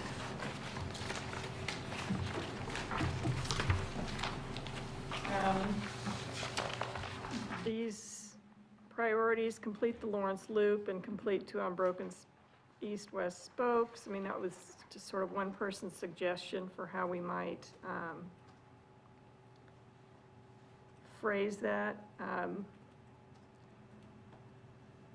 I don't know that we've finished with this section, because I feel like if we just do the loop and 1 or 2 unbroken spokes, that's not really addressing a whole lot of the bicycling environment. So I think this part needs more spokes. more input, more discussion. We need to be talking about a system and not just like certain locations. At least that's my view. Other input on that? East, west, and north and south sounds huge. Like way ahead of where we are. Yeah, but I agree. Well, and especially the way he, originally phrased it, which was like in the next 3 years. I was like, yeah, that sounds great. I think that the way to look at it would be, you know, more long-term with, like, here's what makes sense for the spokes to be, so that in the long term, there aren't just 2 unbroken spokes with maybe some sort of, here's what needs to happen immediately. So it would, you know, the update of the plan, so that those spokes are there that do facilitate or are based on the best for the most. I think that would be Marianne's, how Marianne put it, which is, I thought was really great. You know, being able to address more than just people who are already comfortable in bike lanes, so. Which kind of goes, this is segue into the next piece would be, and I thought I heard this group saying, consider protected facility types for the major spokes in the system. Yep. Build bike facilities that protect families, seniors, and other less experienced riders. Show of hands if that is your desired or top priority statement. For the, Wait, what was that again? I know what you mean, but like, what are we raising our hands on? do you want us to emphasize protected bike facilities, like protected bike lanes, whatever they have, cycle tracks and other facilities that are more protected than a bike lane? Does that mean that we're adding that to the array of choices that are being, I mean, it's not exclusively that, but that's Right. added to the menu of things that we're doing? Is that what we're saying? I think that's what we're saying, and maybe I would even go slightly further than that in saying that that should be a priority. Yes. Okay, show of hands on that. Is it the spokes that we want to be designed this way? or Protected. is it like- It's obvious that we need to talk about this a lot more. So maybe instead of us just voting right now, let's do some more fleshing out of this. Because this isn't really very complete at all. I have a question back on the bike riding environment. Mhm. Did we want to say anything about continuity and things like transitioning through intersections, making awareness around roundabouts for cyclists? What do you call that when you paint it green so the cyclist knows where to ride? That kind of thing? Good point. I mean, I think a lot of the spokes are actually almost there. We have a lot of things that are almost connected. It just depends on, like, whether you consider, you know, a Sharrow on a road with very little traffic acceptable to a family or senior. Or, you know, on a street like 9th Street where you really need the bike lane and to be more protected to feel safe in that environment, so. So the question we'll run into is, can we build it? How much more right-of-way do we need? I mean, we're doing it on Castle because we potentially have the right-of-way if we go to the road diet. Do we have it if we don't, David? No, without buying another, whatever the buffer is with all through that pipeline. But even on the 4-lane solution, there's a 6-foot shared use path, so there's some space that could But be that's by our converted city to- code. Okay. 6 foot is not excessive. 10 foot is big, and 6 foot's required for a sidewalk. All right. So- It's- I was just gonna say, it sounds like You know, this and you can needs some put more sidewalks on thought the back of the and curb and lose the grassy area, and then pedestrians are worried. And I mean, it's just something to think about. It just adds to that cost, which we don't have any money for yet. Well, I think the idea behind the spokes was to develop routes that made sense for these things. Like, for instance, as a general rule, as a mom with 3 kids, you don't really want to bike on Castle necessarily. I mean, there are definitely ways that Castle could be configured that you would. But, I mean, I think the idea was really we have two options that are out there in Lawrence that are the main options used in building bicycle facilities, and that is a lane with a line and some sort of multi-use path. And it would be nice to see some of those other options be used, like bicycle boulevards in places where it makes sense. And there are places that are already used as bicycle boulevards. So yeah, I mean, I think we just need to, I agree. And I have another question, I'm sorry. No, go ahead. Okay. Another question I had was, we do have a bicycle plan. I am not a distance rider, so I don't know that much about transportation across the city. But are we really saying in more general terms that we want to continuously update the plan and implement it? Period? Yes. Yeah, we wanna implement it where there's not a street project. So maybe one of the things on here would be to create instead of 2 unbroken spokes, east-west, maybe it'd be to create a 5-year bike plan, CIP bike plan to prioritize, and that would just depend on, you know, if we decide we have a certain amount of funds, whatever that may be, $1 million, or that's probably optimistic, but that we would create a 5-year plan to, and that could include, you know, if the priority is a cycle track on this section, that, you know, that would be considered for that year, or versus a bike boulevard on this street, or whatever that is. So that might be more of a broad thing instead of focusing on the 2 unbroken spokes, which sounds like it may confuse folks on what are spokes and where are they at and what are they used for.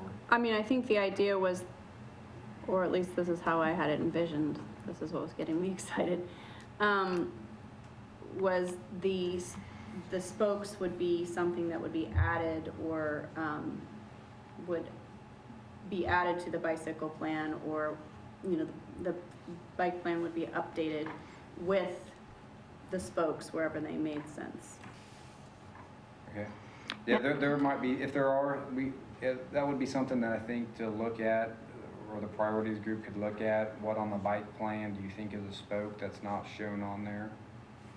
If that's, as far as, if you want to update the bike plan, I would get away from updating that plan versus creating some priorities from the plan. And- So you think that's really, They're probably already there, marked out, you just need to say, okay, this is an important one that connects important centers.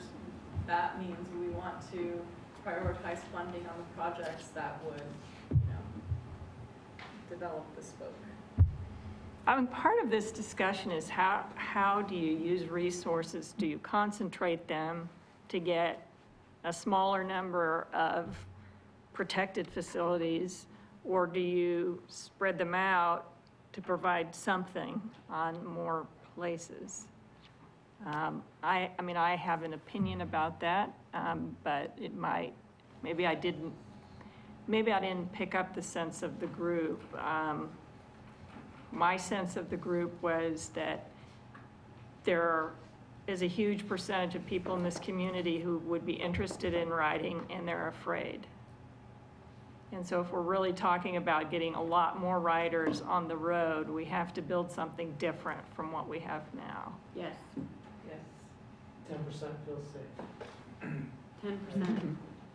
Right. Not very many. that's one other thing that I was thinking about might be good to think about is, are there certain thresholds for volume of traffic on streets that we should look at when we do maintenance projects to reconfigure lanes? When we're thinking about streets like 9th Street, we've done that on 9th Street.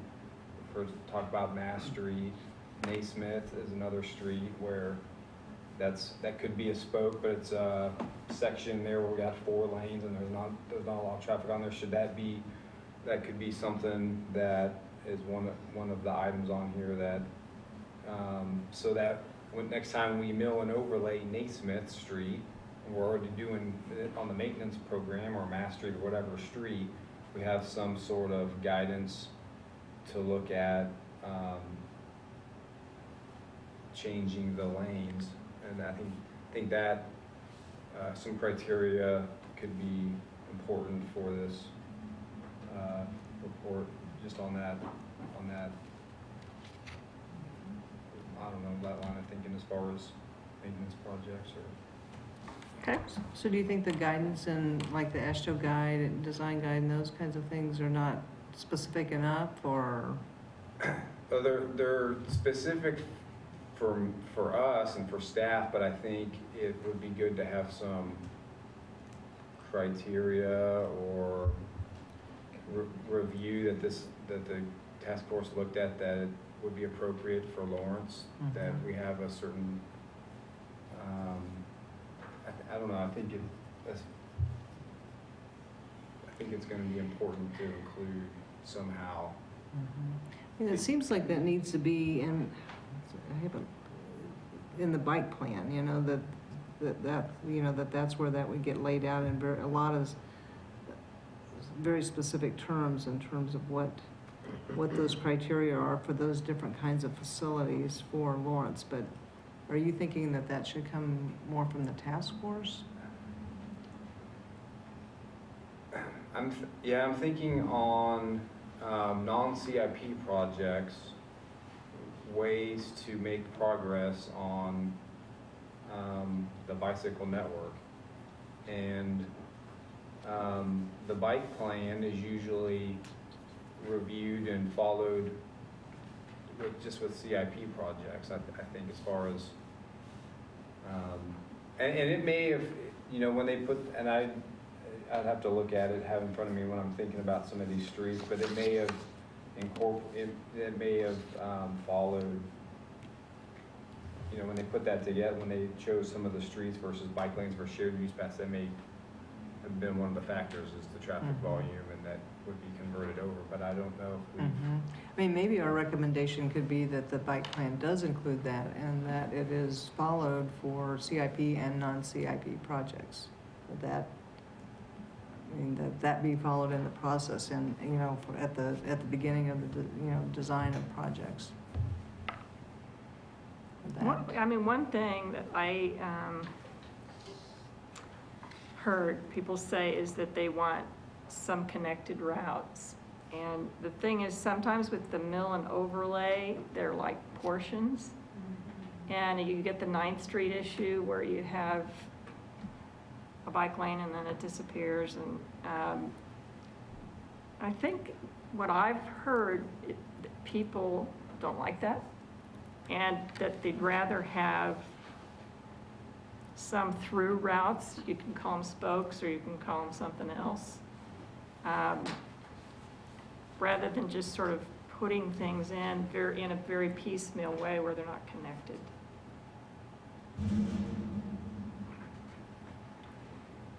That's just been our way of getting at doing something. Pardon? That's just been our way of getting at doing something because there's been no funding. Completely understand. And I think That's the way to get it done. Yeah, I Yep. think some of the segments to do long segments to get bike facilities on some of the streets are going to need to have some discussion about looking at removing traffic lanes to do that. And I think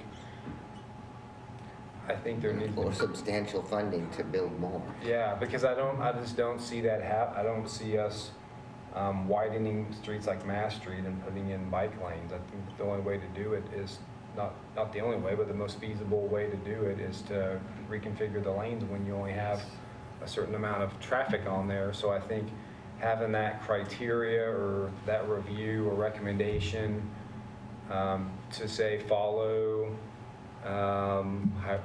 highway capacity standards for lane volumes for reconfiguring bike lanes, something to that aspect versus not just mill and overlane short segments, but having that, stated in there that, that's one of the recommendations, that we follow the standards and that we're not debating those every project. So if we mill and overlay some of these streets, that we look at that as a policy, I guess. But is it possible to get a sense of what those reconfigurations should be? Is that? Another thing I want to throw in, and I don't mean to throw off of your question, is I don't think a continuous route has to be the same street from one end to another. A continuous route can go like this. And that's where I think we're asking for a little bit more creativity, to just find those ways to get people across the community that maybe that are going to require the minimum amount of additional right-of-way or this or that, rather than only looking at, Castle from whatever, North Castle to 31st. That's not the only way. sure, yeah. I mean, cities that I've been in, there are some of those things that seem to sort of stair step through using existing facilities, keeping people in some cases off of those arterials. So, sorry. Well, I was thinking in terms of this, trying to use a standard for that lane reconfiguration, would that, I know what David's trying to get to, because we had these issues, but I don't know, this task force, if you try to get too specific, and I guess tie the commission down. I guess They it's might hard for not. me to understand how setting a standard is gonna translate. So, does it mean that Mass Street gets a road diet, which has been coming out of Barker neighborhood? Or does that qualify? Does it have the right volume of traffic that would suggest it shouldn't be as big as it is? Is that what you're getting to, is like having some standard that would say, here's a traffic volume, that should only be 3 lanes or 2 lanes? Yeah, or just to look at it, I mean, to me, it's just a statement that we look at it as options to complete the bike network. Not that, maybe we don't put a number to it, but that it's included in the review of projects Of other projects that we do, huh? You don't already do that? We do, but we've really only done that on 9th Street for a couple blocks, so, and that, I think to get at finishing some of these, or to get at spokes or pieces or segments, whether or not, it may not necessarily just be lane reconfiguration or restriping, it may be a bike boulevard or whatever, but I think that's going to be a challenge going into the future, at how you get at some of these pieces that are on our bike plan that are dashed lines,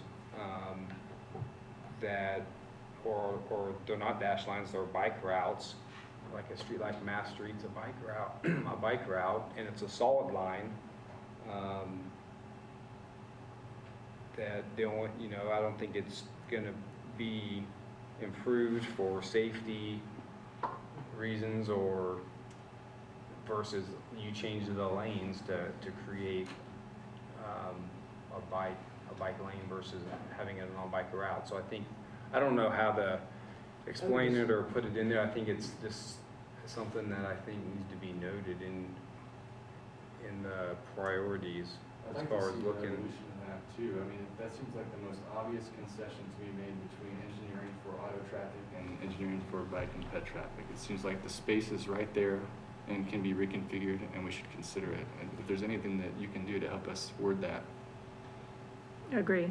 Yes. Yeah, and I mean, we could have it, we're really asking to look at all means possible. Are there some high-profile ones though? Like, I mean, Mass Street's a pretty big thing to just come out and say, it needs to be reconfigured. The lanes are not appropriate. And, or we want to play it with just this being vague and saying that. I'm going to suggest that maybe this is going to require more work than we have in time for, since we're already over time.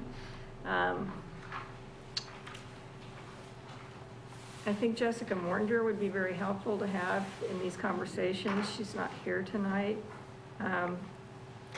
So I'm going to consider maybe setting up a meeting of a small group, maybe including Dave and Jessica and a few of you, to see if you can iron through some of these things and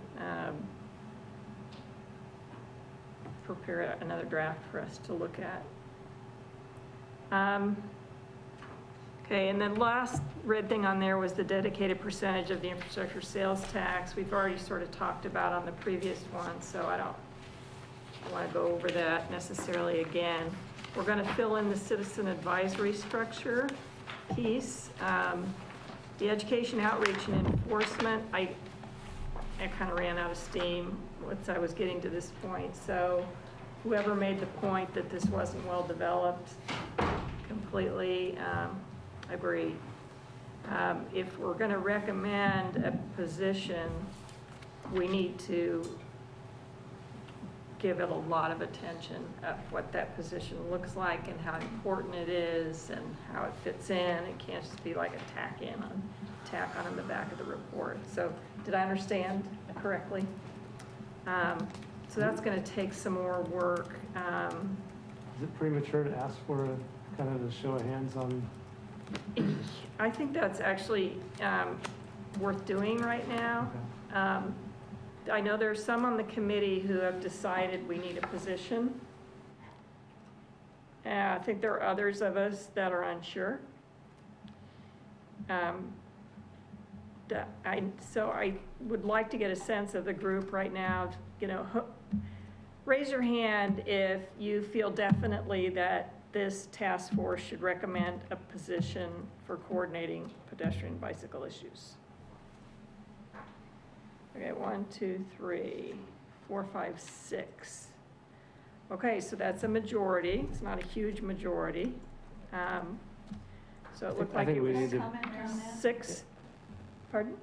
I wanted to say, I like how you have it here. This isn't saying we have to have this to function. It's like an enhancement. This would be really great to make this happen. It's not like nothing else can happen if that doesn't. My comment is similar. I think we should lay out what needs to be done and say something like ideally, this would be in a position. Right, and avoid that line in the sand that was Yeah, recently Mhm. brought up. yeah. I think That's the only reason I didn't. I think there's a lot of power in also just offering, like, the option that you don't add new staff, but you clarify who's responsible for these things. And that's, it's on that person then to be known as bike ped coordinator, even though their title might be something entirely different. But the public knows who to go to. And that's just modifying someone's job description to make it clear to the public who's responsible. Okay. Another staff is always good, I think, but I don't think it's kind of a status quo versus a new staff. Let's fix what's current status quo and then even better, if you are so inclined, Okay. add a person. I have. Go ahead. One more thing that I didn't mention, and we've never really talked about it, and that's the safety of reducing speed limits. I think it's come up both in bicycle groups and pedestrian groups, both nationwide, statewide. And I know there's lots of conversation about it, we've never discussed it as a group. Something like for the entire community, lowering the speed limit to 25 in residential areas, or I don't even know what, because we haven't discussed it, but I just want to bring it up. I think it could actually tie back to how do you get across town? I mean, if you don't say the route is on some major street, but it's leading through the neighborhoods, the neighborhood greenway, like they use in Seattle, I believe that's part of it is they reduce the speed through that entire route. My knee-jerk reaction to that is that might be a non-starter with the public without a lot of additional education.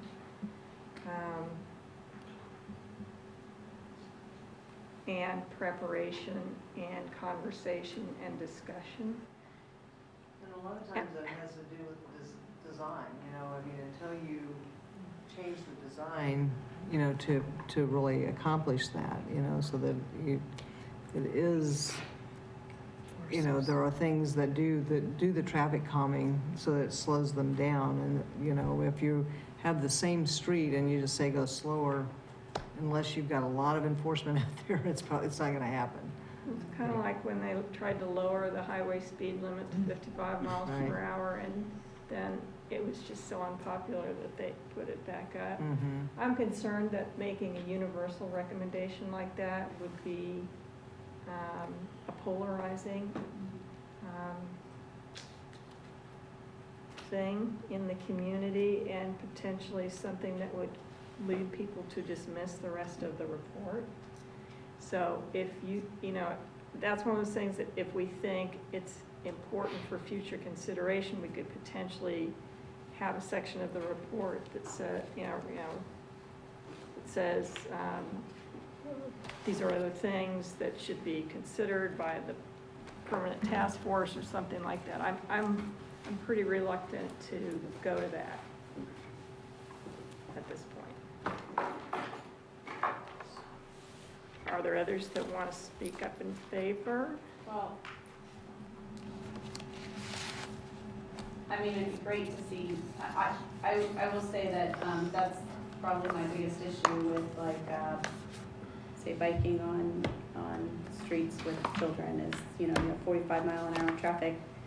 And I was just in Germany and the Netherlands and went to the World Cycling City. And then a couple other, cities in the Netherlands that aren't the World Cycling Cities, but boy, they have a lot of bikes. And that was one thing that I felt very strongly was that, they don't have bike lanes on roads with 45 mile an hour traffic. But there are no roads in the city that you could possibly go 45 miles an hour on, but they're engineered completely differently. So you can really see that conundrum. I mean, I think that's a huge deal for me on any road. I mean, it's actually Clinton Parkway because of the intersections or whatever. And they do have a lot of bike routes on the roads, but they're usually not a line on a road. There's something more specific or more obvious that delineates who goes where. And I'll have to send you guys I have a lot of videos, but they have a place for bikes, they have a place for pedestrians, and they have a place for cars. And sometimes they even have a place for buses. Sometimes it gets a little crazy, but I mean, I think that's my takeaway from that was, yeah, we could lower the speed limits, but our streets are still designed for higher speeds. And maybe individually, if there are streets that are, makes sense to propose lowering the speed limit where there are a lot of bicyclists and pedestrians, it might make sense, but as an overall thing now, I think it would be very difficult. And because of design, not make a lot of sense, so. Final points on that? Speed kids. And I get Carol's point, and I think that we just took out all the stop signs and just timed how long it takes to get across town. You're probably not saving many minutes by going fast. So until we have that. And that brings up the key issue of enforcement. And I Well, I don't think we're gonna solve enforcement. I mean, I think we asked the law enforcement to come here and talk, and just from what I know from the safe routes work we're doing, there's not gonna be much progress on that without significant change. So it's really about, we have to engineer that entire corridor to be a slow, calm corridor. And that's the design piece. I mean, can we design a greenway that goes from east to west and north south that by design is slow? And cars won't want to be on it because it's that way. And the only ones that'll be on are the ones that live there. So I'm not sure we can figure it out in the time we have. But Yeah. It's 8:50. Dave, I'm wondering if you would mind if we don't have you do that presentation tonight? Don't mind. Okay. And, You'll be at the next meeting. Everyone hopefully has it. I think it was attached to the agenda, and I've got a map yeah, I here. sent it. Pass out. They sent out, Jessica Mortinger had a couple of emails that I think I forwarded to you yesterday. I had asked staff, because we were talking about how much, money and what could we get for that money. I asked them to start compiling some cost estimates so that we can start up a worksheet that says, all right, if we had $500,000 and we had $500,000 over 5 years, how much could we get done? So she was pulling, I think the first page was safe routes to school costs. There's some ADA ramp costs. There's The arterial sidewalks. So some of it is stuff we've already received, maybe in more extensive reports. Then there were a couple maps, one which shows safe routes to school, and the routes that need work on them. And then I think in the second email, she sent a map from the bikeway plan that sort of simplifies the city map to show the loop and some of the major, what could be considered spokes, right? Yeah. So I think, yeah, if the priorities group or anyone that wants to focus on what they think priorities should be, wants to start looking at this memo or the couple of pages with the map, it would be good to start thinking about, we've outlined some of the costs to get at the higher priority things, safe routes to schools, arterials and collectors. A lot of this is information that we're gonna try to start summarizing it all onto a table, onto a couple of sheets where we can say, hey, here's all the needs, the costs, and here's the funding sources. So just the second page had a table that showed 1 mil is about $900,000, and then what the sales tax would be versus a cent, half a cent, or 3/10 or 5/100. So to start putting funding next to needs, I guess. So you can review that on your own time and start thinking about what the priority should be or how to address the needs before the next meeting. And I may have staff sort of take this one step further and say, if we recommended a $500,000 increase, that would be this amount of money. Can we look out over 5 years and say this is kind of what we would do in each year in a general way? Starting to sketch out those scenarios that we were talking about where, if you're recommending it, funding change, then you have to pretty much say, and look all the great goodies that you're going to get for this. So I like putting a 5-year time frame on it. yeah, And it really sounds like a 5-year CIP. yes. Sort of. Yep. All right. To review, the report writing committee will be working on revising. I'm not sure how much revision we're going to get done before Sheila comes, but what I am committed to do to make good use of her time is to provide her with a list of what I think are issues that need further discussion, so that she can help us facilitate that.